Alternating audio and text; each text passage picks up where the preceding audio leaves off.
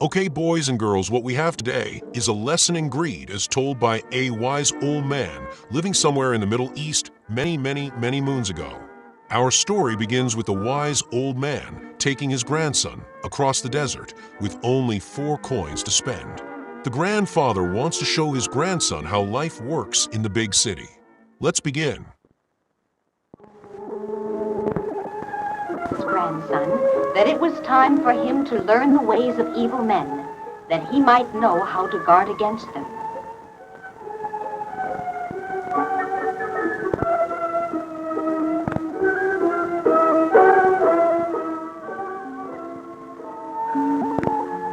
And so, with the boy astride the little donkey, the old man walking along, followed by the little dog, they slowly made their way along the road leading to the big city.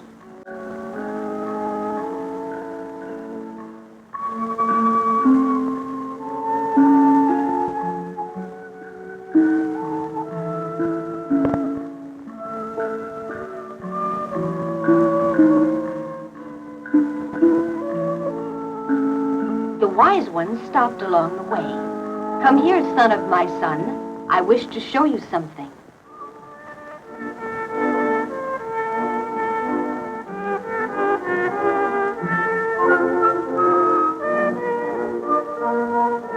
And the old man opened his palm to show the boy 4 silver coins. "Mark well these coins, for here lies the power of good and the power of evil." And then they continued on their journey toward the big city.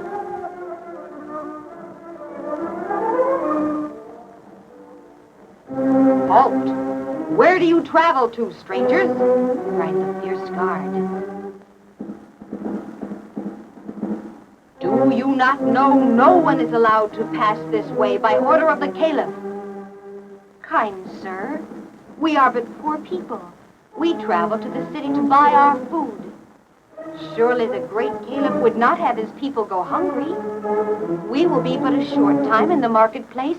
Let us pass, in the name of Allah." "No," replied the guard. "You cannot pass. My orders are to let no one enter the city. But perhaps I may make an exception if..." "Well, old man?"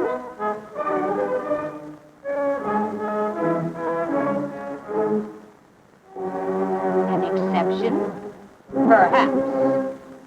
I am but a poor old man, but if it must be so, well, here is a silver coin." And so the wise man learned. It was true that even the guards to the city could be bribed. And as they journeyed along a pathway by a wall covered with grapevines, the donkey paused to take a leaf from a vine. "Who dares pluck the leaves from my vines?" "Only this poor hungry animal, kind friend."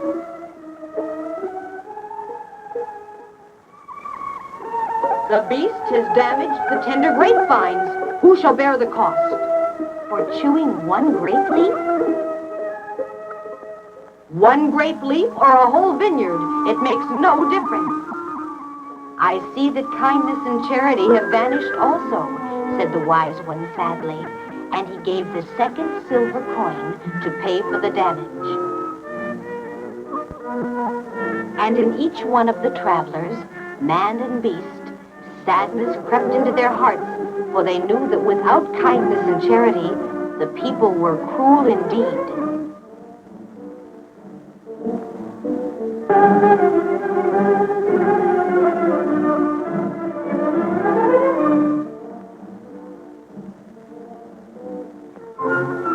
At last they approached the gates to the city.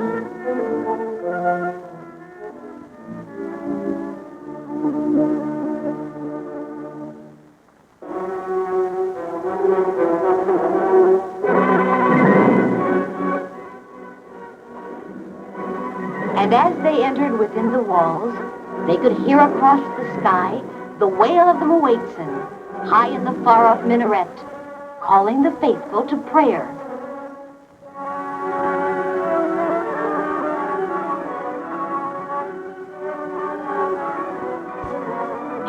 wise one bade his grandson to kneel down for his prayers.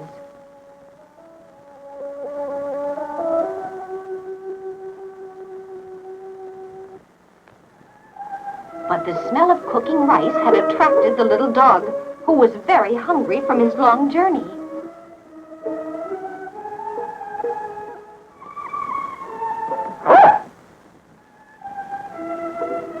"Look, Grandfather, look!" cried the boy. "Here is food. There is plenty." "I see, O son of my son. Allah has answered our prayers.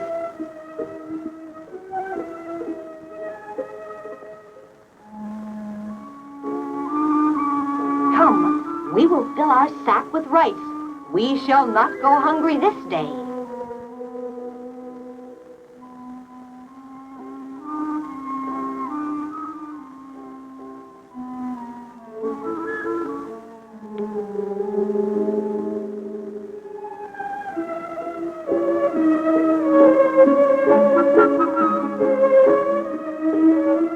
And as the people arose from their prayers, the merchant noticed what had happened to his pot of rice. He shouted with rage at the dog and the boy.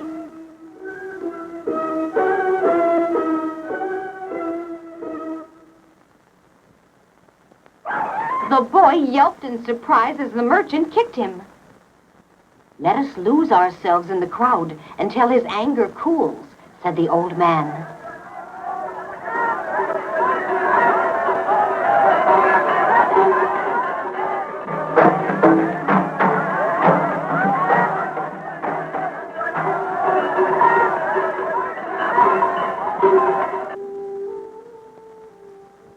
The wise one and his grandson sought to find some quiet place where they could rest and partake of food.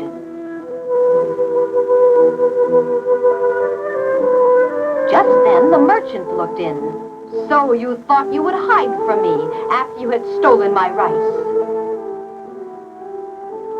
"Peace unto you, good merchant. I am but an old man, and this is but a boy. We have traveled far, and we are hungry." "It is not my concern, but the rice we took had spilled to the ground. According to ancient custom, such food belongs to the poor." "I hold not with ancient custom. The rice must be paid for." "Grandfather," said the boy, "can we not pay him with a silver coin?" "A silver coin? But where would you find such riches?" "I sought to find charity yet alive, but here is the silver." "But first, good merchant, know the full value of what you accept. For even as its beauty gleams in the sunlight, so does it cast its shadow. How shall you use it, for sunshine or shadow?" And the old man parted with the third of his silver coins. And on they went until they found a shaded place to eat their food in peace.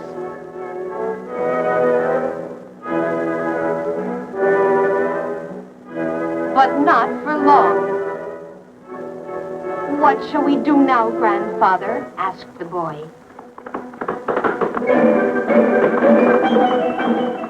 "It's not safe here, Grandfather." "You are right, my boy. We will search for another place to eat our meal." And as they walked, they passed by the merchant's table as they were having their afternoon meal. "Look, Grandfather, look! This is place enough here in the shade." "I fear we would hardly be welcome here," said the old man sadly. "Follow your grandfather, boy."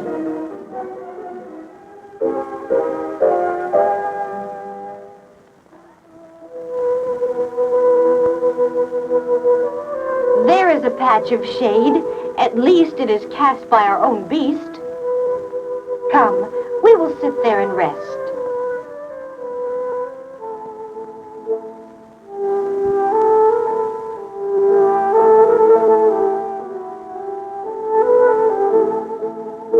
But one of the merchants had witnessed the scene.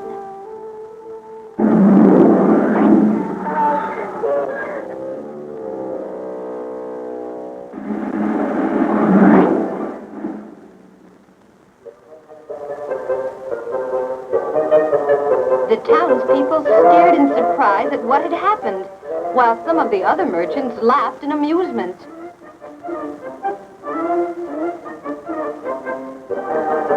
The grandfather clutched the frightened boy in his arms. "If it pleases the boy to throw things, perhaps we should show him how it is done." "Show the boy."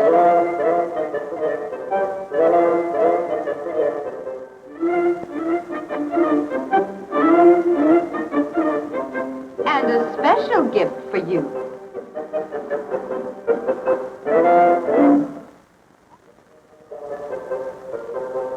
"What say you now?" sneered the assistant. And the frightened boy looked up at his grandfather for help.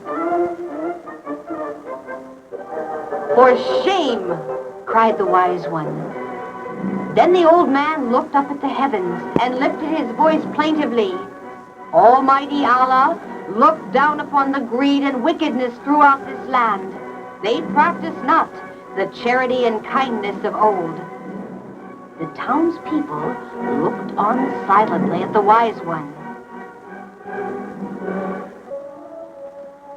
And the old man continued relating how word had come to him out in the desert that wickedness and greed flourished in the land.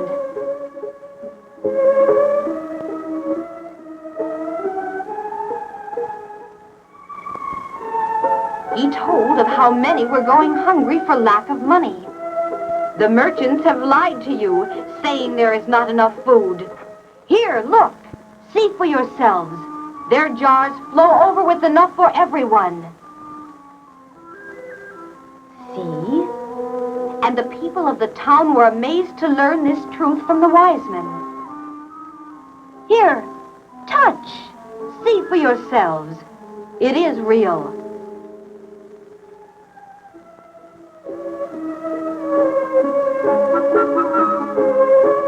"You are right, old man," said the merchant. "There is enough rice for everyone, but none has the silver to pay for it. Am I to feed the whole town?" The merchant looked about him at the many faces, as if expecting to hear an answer from one of them. "Is there no charity in your heart?" asked the wise one. "Were you not poor once? Did they not help you in your leaner days? You may yet want to call upon your neighbors as friends someday." "Silver is my friend. A fair weather friend." "Yes, a fair weather friend. Little comfort when grief silences your voice or woe bends your spirits." The words of the wise men fell on their ears like thunder, but still some merchants did not take heed.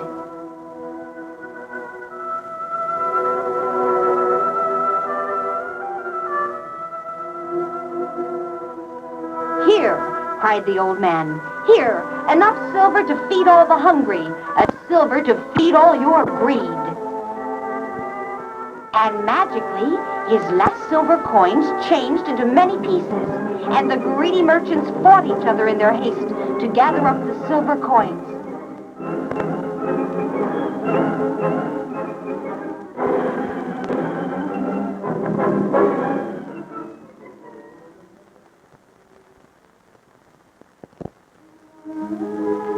The townspeople sensed that it was time for the wise man to be leaving. "Peace unto you, O wise one. We thank you for showing us our greed and teaching us of charity again."